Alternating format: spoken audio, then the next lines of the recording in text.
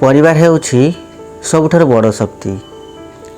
एक प्रेरणादायक और शिक्षामूलक कहानी आमे ए गपरू आमे शिखिबा। एक छोट गाँव रे राहुल नामर जड़े युवक रहुथिला। से बहुत स्वप्न देखुथिला,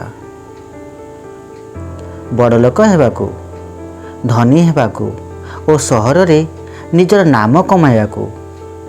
किंतु तांको परिवार थिला साधारण। बापा जड़े चाषी, माँ जड़े गृहिणी।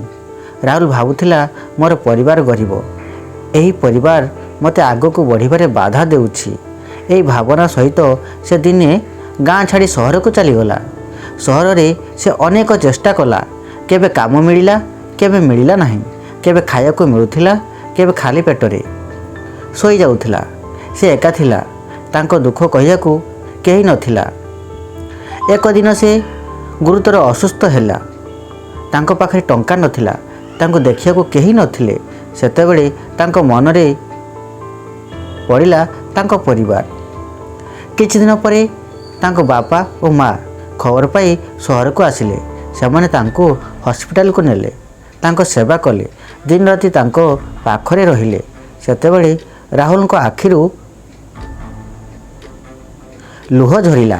से बुझिला धन संपत्ति सफलता सबु परे आसे, किंतु परिवार हेउछि सेही शक्ति जेउथि आमको खराब समय रे धरी रखे। से माँ को हाथ धरी कहिला, मु भूल करिथिली, आपण माने मोर सबुठारु बड़ शक्ति। तांको बापा हसी कहिले, बेटा परिवार केबे बाधा नुहे, परिवार हेउछि सफलतार सबुठारु मजबूत आधार। से दिनरू राहुल निज परिवार सह रही नुआ उत्साह रे जीवन आरंभ कला। एबे से सफल हैला, किंतु से केबे भूलिला नहीं, परिवार हेउछि सबुठारु बड़ शक्ति। कहानीर शिक्षा, परिवार आम जीवन सबुठारु बड़ संपद।